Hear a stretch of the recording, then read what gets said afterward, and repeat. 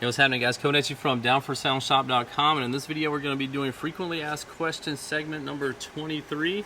But first, alright, so let's get into these questions. You already know how we do this, so we're going to hop right into it. This question is from Tyler.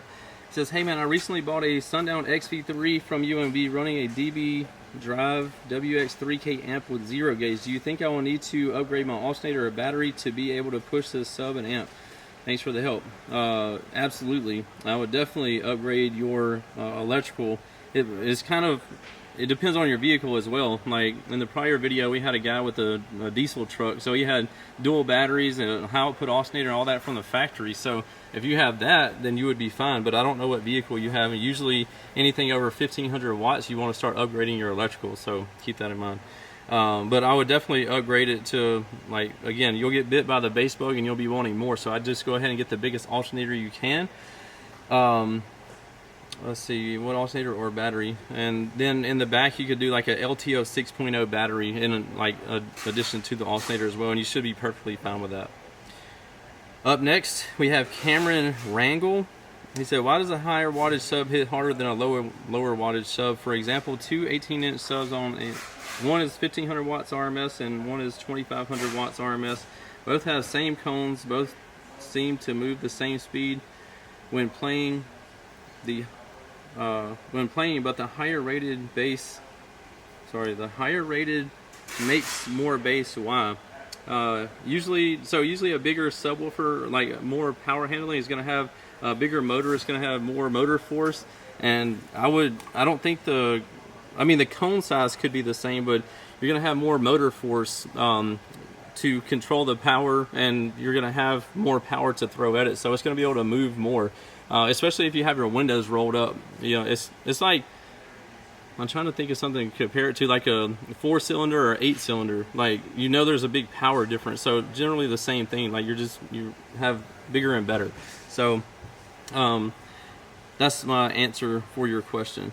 Up next we have King Lex 09 or Lexo 91.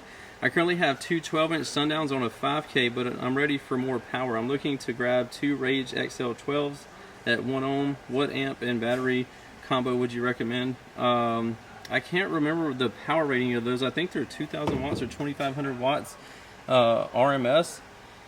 So I would do a Down for Sound JP63 or a JP83 on those, just depending how much power they can handle. So that would be my suggestion for that.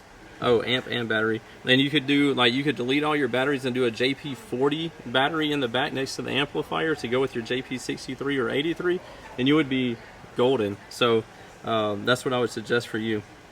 All right, up next we have number 4 is Quinn Crutcher. Rapid fire question: why is my charging wire on my 220 amp high output alternator melting? Why does it keep melting near the stud? I'm really stumped.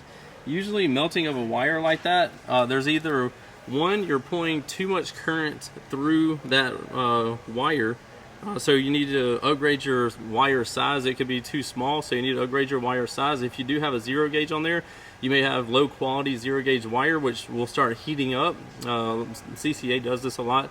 But anyway, so that would be the second thing. Make sure you have OFC, like a high quality OFC wire, and also make sure you have a great connection. Make sure all your connections are really solid, because that's another thing that causes your connection points to heat up and start melting the jacket, is a little bit loose connection or a dirty connection. So all those 4 things will cause your wire to melt like that.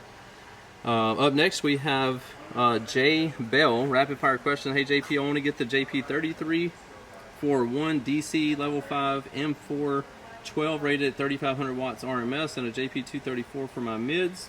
We'll be doing a big 3, upgrading additional excess power 7500 in the trunk. With my underhood excess power D3400 be enough electrical to run this setup? I ask this because it's hard to find a high output alternator for a 07 Infinity. By the way, currently running a Saya 3500 and a Scar 150.4. So that battery setup would probably be fine for a JP33, but I would honestly go with a JP43 for that subwoofer. It could definitely get better performance out of it, and that stuff should be able to handle it no problem. With your battery bank that you're saying, the excess power 7500 and the 3400 and a big 3, you'll definitely need to upgrade your electrical. It'll do okay, but it would be way more optimal if you were able to get an alternator for your vehicle.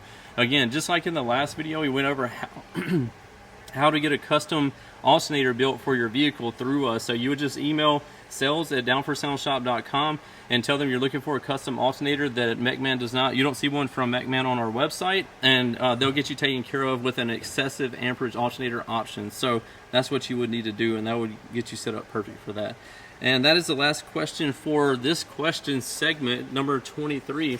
Again, remember, if you have any questions, you can ask them in the comment section below, and we will get them answered for you if we all can possibly do that. And I'm going to do my best to answer as many as possible. Thank you for joining me in another video. Don't forget about the Down for Sound difference. Guaranteed lowest prices, fastest shipping, best customer service. And we have 4 different types of same as cash financing on the website right here under the financing tab.